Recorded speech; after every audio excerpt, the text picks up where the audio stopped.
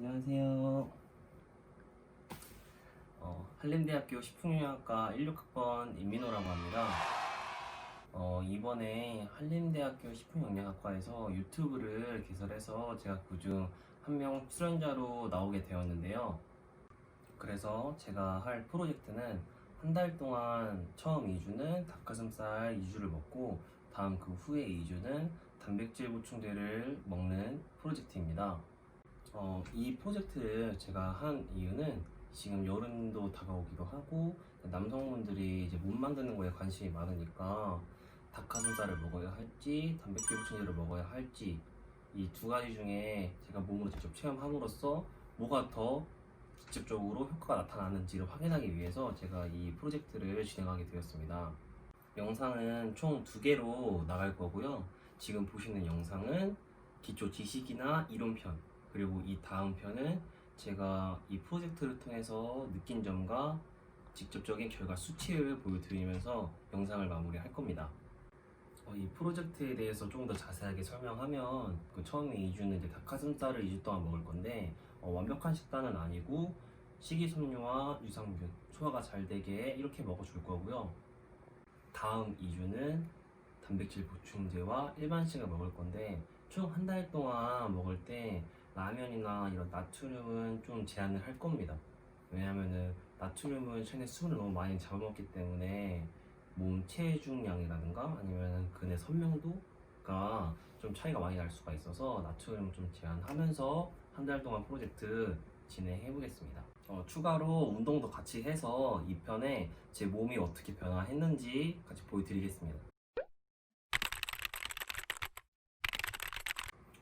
식단을 짤 때는 기본적으로 이제 기초대사량과 활동대사량을 알아야 합니다. 이 기초대사량은 우리 몸이 가만히 있는데 쓰이는 열량을 말하고요. 활동대사량은 우리가 가만히 있는데 쓰이는 열량 그 이외에 활동적인 움직임을 했을 때 쓰이는 열량을 말합니다. 기초대사량 같은 경우는 BMI를 통해서 자신이 얼마 정도의 기초대사량을 가지고 있는지 대략적으로 알 수 있고요. 활동대사량 같은 경우는 처음 들어보신 분도 있을 거예요.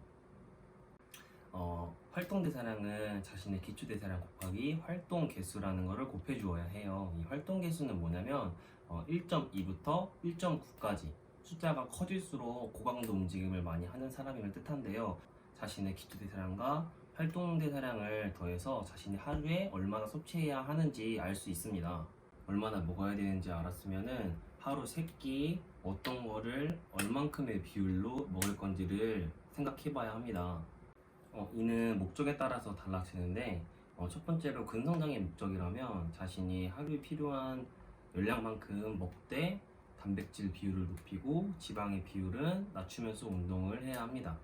다음 두 번째로는 다이어트가 목적이시면 자신이 필요한 열량만큼의 20%에서 30%는 덜 먹고 운동을 해주면 됩니다. 얼마나 먹어야 하는지에 앞서서 제가 한번 찾아봤는데요.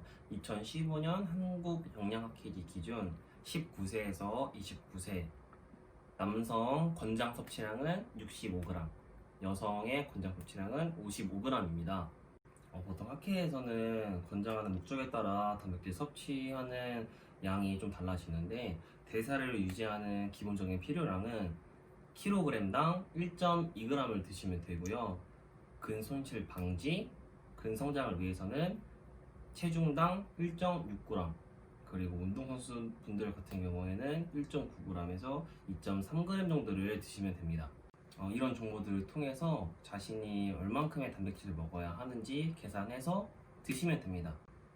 이때 너무 많은 단백질을 섭취하게 되면은 간이나 신장에 무리가 올 수 있는데요. 그 이유는 단백질 대사 과정에서 생성되는 독소 물질과 질소는 우리 몸의 간이랑 신장에서 처리하기 때문입니다.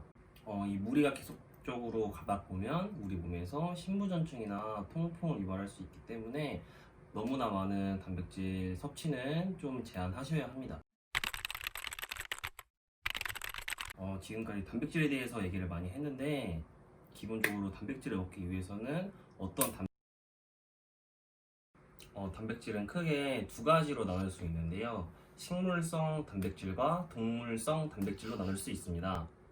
식물성 단백질은 말 그대로 식물에서 얻을 수 있는 단백질을 뜻하는데요. 이거의 장점으로는 양질의 단백질이지만 단점으로는 소화율이 낮습니다.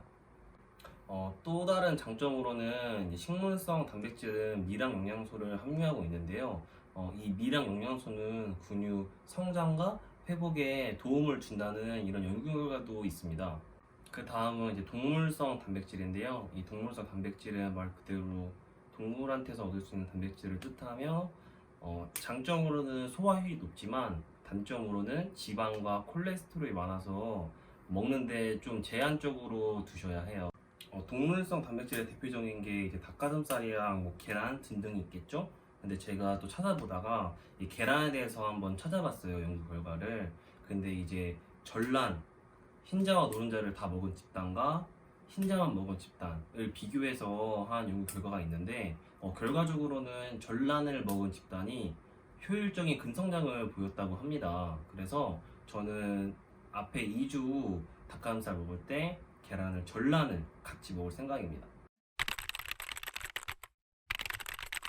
단백질 보충제는 이제 유청 단백질이라고 하는데 이 유청 단백질의 장점은 소화율이 높고 먹기가 편해요. 그래서 이제 운동하시는 분들이 이 단백질 보충제를 많이 먹는 이유가 이거인데요.